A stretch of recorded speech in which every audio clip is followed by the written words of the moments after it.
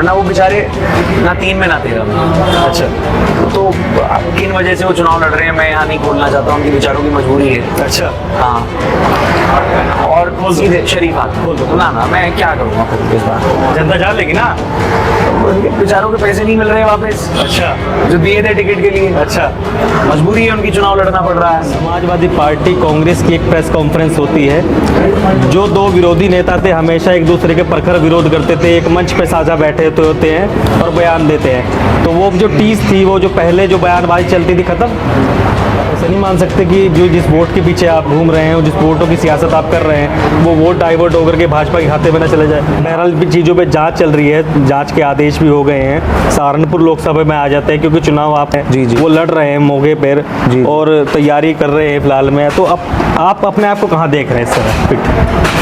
देखिए साहब, पूरे देश में चुनाव दो विचारधाराओं का है, और एक तरफ वो विचारधारा है जो देश को ख़त्म करना चाहती है, देश की गंगा जमनी तहजीब को ख़त्म करना चाहती है, देश के संविधान को ख़त्म करना चाहती है। दूसरी तरफ वो विचारधारा है जो इस देश की तहजीब को, इस देश की सभ्यता को जिंदा रखना चाहते हैं, हिंदू मुसलमान की एकता को जिंदा रखना चाहते हैं, इस देश के संविधान को बचाना चाहते हैं। सामने सामने का चुनाव है और मुझे यकीन है कि लोग समझदार हैं। लोग समझदार हैं। कैराना की इकरा हसन ये कहती है कि 400 पार के नारे से अब संविधान पलटने की उम्मीद है, कुछ ना कुछ हो जाएगा। निश्चित रूप से समर्थन करते हैं इन चीज़ों का? निश्चित रूप से।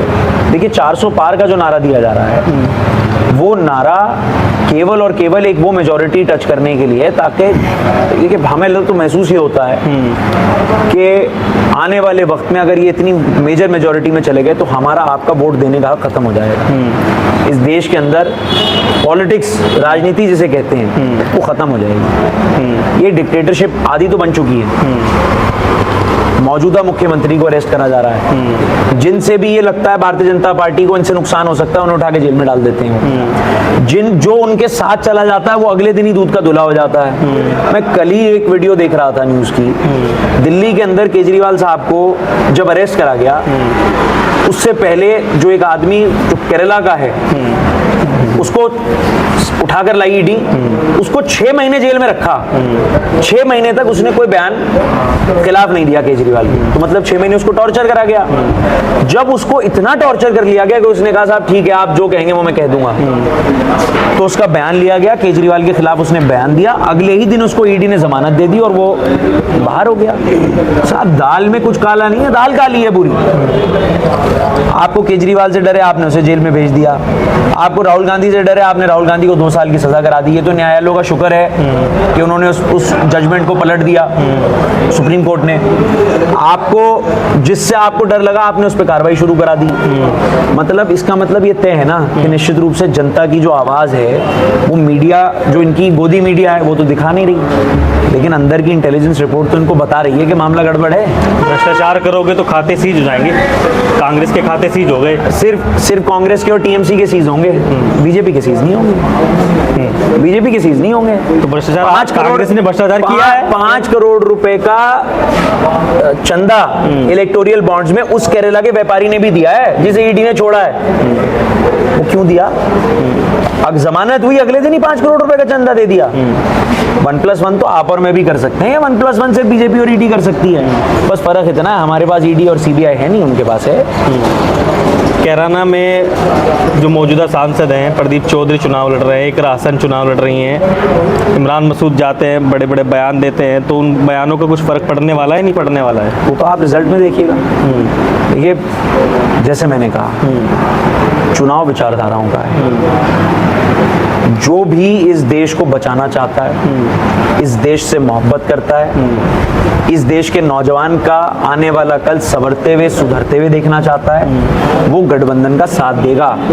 और जो ये चाहता है कि देश को आग में झुलस दिया जाए, वो बीजेपी को खुला वोट दे। तीसरा कोई नहीं है लड़ाई में, सीधा सीधा दोनों आमने सामने की लड़ाई है। जो देश को बर्बाद करना चाहते हैं वो बीजेपी का साथ दें, और जो बचाना चाहते हैं वो गठबंधन के साथ खड़े होकर देश को बचाएं। देश बचेगा तो अंशुल भी है और शायान भी है, और देश नहीं बचेगा तो कुछ नहीं है। मतलब आप मानते हैं कि देश खत्म होने वाला है? मानता ये हूं। चुनाव लास्ट है, बस उसके बाद खत्म त्राइमाम। क्या हुआ पिछले चुनाव में? आप एक बात देखिए, आपने चंडीगढ़ का चुनाव देखा, था, वो किस तरह से पर्चियां वोट काट रहे थे, वो तो शुक्र करता हूं मैं सीजीआई साहब का कि उन्होंने बुला के कोर्ट में, आपने भी देखी होंगी प्रोसीडिंग्स, मैंने भी देखी कि उन्होंने कोर्ट में बुला के कुछ इलाज कराया ऐसे लोगों का, और मेयर बनाया। मेयर साहब आए थे अभी घर, उन्होंने बताया अपना पूरा संघर्ष। तो साहब आप देख रहे हैं क्या हालत है। हमारे यहाँ मेयर का इलेक्शन हुआ, वोट नहीं डालने दिया लोगों को, 6-6 किलोमीटर लंबी लाइनें, लोग अपनी 4-4 आईडी कार्ड्स लेके जा रहे हैं, फिर वोट नहीं डालने दिया। तो साहब जमहूरियत खात्मे पे है, वो वेंटिलेटर पे है इस टाइम हम लोग। डेमोक्रेसी जो है वो वेंटिलेटर पे है, कोई टाइम जा रहा है, ये भी खत्म होने वाला है। समाजवादी पार्टी कांग्रेस की एक प्रेस कॉन्फ्रेंस होती है। जो दो विरोधी नेता थे हमेशा एक दूसरे के प्रखर विरोध करते थे, एक मंच पे साझा बैठे होते हैं और बयान देते हैं। तो वो जो टीस थी, वो जो पहले जो बयानबाजी चलती थी, खत्म। देखिए काजी रशीद मसूद साहब एक बात कहते थे कि राजनीति में ना तो कोई परमानेंट दोस्त, ना कोई परमानेंट दुश्मन। आज हर उस विचारधारा का आदमी जो देश को बचाना चाहता है वो एक प्लेटफॉर्म पर है। हमारे किसी से कोई भी इख्तलाफात हो सकते हैं, मतभेद हो सकते हैं, मनभेद नहीं है, इख्तलाफात हो सकते हैं, लेकिन जब देश को बचाने की बारी आएगी तो हम सारे इख्तलाफात ताक पे रखकर अपना कर्तव्य निभाने का काम करेंगे। कभी ऐसा ना हो कि मन से साथ हो और बैक एंड में साफ है मामला। नहीं, ऐसा नहीं। इसका जवाब जनता अपने वोट से देगी। क्योंकि पसमानदा के हक की बात होने लगी थी उस समय, तो बड़ी हक की बात हुआ करती थी, और आज मंच पे मजबूरी आई होगी कि अखिलेश यादव जी ने फ़ोन कर दिया होगा और आ जाओ भाई, बैठक तो करनी जरूरी है, प्रेस कॉन्फ्रेंस करो, सभी सपा को बुला लो, कांग्रेस वाले आ जाओ बैठक करने के लिए। ऐसा नहीं, आप देखेंगे आने वाले समय में समाजवादी पार्टी के तमाम नेता आपको हमारे साथ मन साझा करते हुए दिखेंगे। और मैं उन लोगों को आपके चैनल के माध्यम से भी याद दिलाऊंगा कि जब 2022 में विधानसभा का चुनाव हो रहा था तो हमने अपनी तमाम महत्वाकांक्षाएं किनारे रखकर बीजेपी को हराने के लिए चुनाव लड़ाया, सबको ईमानदारी से। हम चुनाव नहीं लड़े। और आज ये चुनाव ना इमरान का है, ना आशु मलिक का है, ना उमर खान का है, ना शायान मसूद का है। ये चुनाव अगर किसी चीज का है तो ये चुनाव सबका है, किसी व्यक्ति विशेष का चुनाव नहीं है। और इस चुनाव में सबको साथ आकर देश को बचाने के लिए लड़ना पड़ेगा, वरना इतिहास माफ नहीं करेगा आपको। आप ऐसा नहीं मान सकते कि जो जिस वोट के पीछे आप घूम रहे हैं, जिस वोटों की सियासत आप कर रहे हैं, वो वोट डाइवर्ट होकर के भाजपा के खाते में ना चले जाए। नहीं, आप ऐसा क्यों कहते हैं? आपके जिस वोट के लिए, मैं उस वोट के लिए बात कर रहा हूँ, सीधी बात है। हाँ, मैं हर वोट। देखिए, हिंदू और मुसलमान की राजनीति भारतीय जनता पार्टी करती है, हम नहीं करते। मेरे यहाँ नाम से कोई फर्क नहीं पड़ता। अगर आप में कुव्वत है, सलाहियत है, तो हम आपको आगे बढ़ाएंगे। मेरे परिवार ने हर समाज, हर वर्ग का विधायक इस जिले सहारनपुर को दिया है, और एक बार नहीं दिया, कई बार दिया है।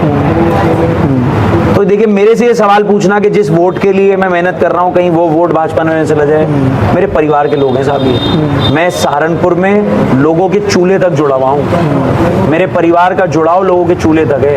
हम लोगों के मरने जीने में 24 घंटे साथ खड़े रहते हैं, और मुझे यकीन है कि जिस लगन मेहनत के साथ हम लोगों के लिए खड़े होते हैं, लोग भी उसी मेहनत और लगन के लिए हमारे साथ खड़े हैं। ये सवाल इसलिए है शायान जी कि अभी तो आपका जिला अध्यक्ष था, अच्छे खासे समय से काम कर रहे थे, तो फिर उस गोटी को फिट करने के लिए संदीप राणा पहुंच गए। ये पार्टी का एक बात बताइए आप, पूरे प्रदेश में 17 या 18 जिला अध्यक्ष बदले गए, उसमें से एक हमारे जिले में भी बदले गए। और हो सकता है अध्यक्ष जी को कोई बड़ी जिम्मेदारी देना चाह रही हो पार्टी। मुजफ्फर साहब को क्या पता पार्टी कोई बड़ी जिम्मेदारी देना चाह रही है। अभी मैं आपके चैनल पे नहीं खुलासा करना चाहता कि हमारी क्या आगे की रणनीति है, लेकिन ये सब जिसे कहते हैं ना, ये बातें बनाने वाली। मुजफ्फर अली साहब हमारे जिला अध्यक्ष थे, आगे उनको इससे भी बड़ी जिम्मेदारी देंगे, इससे भी बड़े पद से नवाजने का काम करेंगे। वो पार्टी का फैसला है। ये बातें तो नहीं हुई कि भाई प्रत्याशी जी ने बात कर ली अजय राय से कि यहाँ पर इतना वोट है इनका और इसे टारगेट कर लीजिए, ये तो साथ में ही है हमारे। टारगेटेड वोट की पॉलिटिक्स करते ही नहीं हम। अगर हम टारगेटेड वोट की पॉलिटिक्स करते तो बड़ी चीजें अलग होती। फिर इमरान मसूद साहब पूरे प्रदेश में राहुल गांधी के बाद दूसरे कैंडिडेट ना होते जिसकी जमानत बचती। अगर हम टारगेटेड पॉलिटिक्स करते, हम सबकी पॉलिटिक्स कर रहे हैं, सर समाज की पॉलिटिक्स कर रहे हैं और इन छोटी चीजों के बारे में नहीं सोचते। ये छोटी चीज़ें नहीं सोच रहे हैं। सामने बसपा भी है, माजिद अली साहब चुनाव लड़ रहे हैं, बड़े प्रखर होकर के तैयारी कर रहे हैं, दिन रात घूम रहे हैं, मेहनत कर रहे हैं जैसे आप कर रहे हैं, तो भी तो समीकरण लेके चल रहे हैं। उनका तो सारा समीकरण ही हमारे पास आ रहा है। भाई वो ये कह रहे हैं कि दलित समाज को वोट मिल रहा है। पहली बात तो उनका डिस्कशन बहुत कोई ज़रूरी है नहीं। डिस्कशन इसलिए पूरे जरूरी है देश क्योंकि में- कैंडिडेट है। नहीं, हाँ, आपने सवाल पूछ लिया इसलिए मैं आपका जवाब दे रहा हूँ। वरना वो बेचारे ना 3 में ना 13 में। अच्छा, तो किन वजह से वो चुनाव लड़ रहे हैं मैं यहाँ नहीं खोलना चाहता, उनकी बेचारों की मजबूरी है। अच्छा, हाँ, और खोल दो। सीधे शरीफ आदमी खोल दो। ना मैं क्या करूँगा खोल के इस बात को। जनता जान लेगी ना। उनके बेचारों के पैसे नहीं मिल रहे वापस अच्छा, जो दिए थे टिकट के लिए। अच्छा, मजबूरी है उनकी, चुनाव लड़ना पड़ रहा है। तो बेचारे सीधे आदमी हैं, बड़ी इज्जत करता हूँ मैं उनकी। लेकिन जिस वोट बैंक पर बसपा खेलती थी, आज दलित समाज का अक्सरियत का वोट हमें मिलेगा। आप आने वाले टाइम में देखिएगा कि हम दलित समाज के हर गांव में प्रोग्राम करेंगे और एक बहुत बड़ा तबका दलित समाज का हमारे पास आएगा। उसकी वजह यह है कि जब काम का वक्त आता है तो इस दरवाजे के अलावा कोई और दरवाज़ा खुला नहीं मिलता। सिर्फ केवल और केवल यही दरवाज़ा खुला मिलता है। समझ आ रही है ये बात? एक आपने प्रशिक्षण से तय किया है मेरा मान मेरा संविधान की, संविधान की बातें होने लग रही हैं। पहले भी सवाल पूछा था मैंने, अब भी पूछ रहा हूँ, और इमरान मसूद लगातार हर मंच से हर बैठक में यही बातें दोहरा रहे हैं, क्या कारण? सच्चाई है ना साहब ये। देखिए, हम इस बात को अब से नहीं, एक लंबे समय से कहते आ रहे हैं कि देश के अंदर सबसे बड़ी लड़ाई अगर किसी चीज़ को बचाने की है तो वो संविधान को बचाने की है। अगर आप और मैं इस देश में इक्वल हैं तो उसकी सबसे बड़ी वजह यह है कि वो संविधान ने मुझे और आपको सामान्य बनाया है। अगर संविधान खत्म हो जाएगा, देखिए भारतीय जनता पार्टी तो पूंजीपतियों की पार्टी है, अरबपतियों की पार्टी है। ये तो चाहते हैं कि अरबपति और अमीर हो और गरीब हो जाए। लेकिन ये केवल और केवल संविधान है जो हमें और आपको बचाएगा। जिस दिन ये संविधान खत्म हो जाएगा, हमें और आपको छत नहीं मिलेगी साए के लिए। इसलिए मेरा मान मेरा संविधान। ठीक, तो ये थे काजी शायान मसूद जिन्होंने बेबाकी से अपने सभी मुद्दों पर राय रखी। आपको ये खबर कैसी लगी कृपया कमेंट सेक्शन में राय अवश्य दें। धन्यवाद।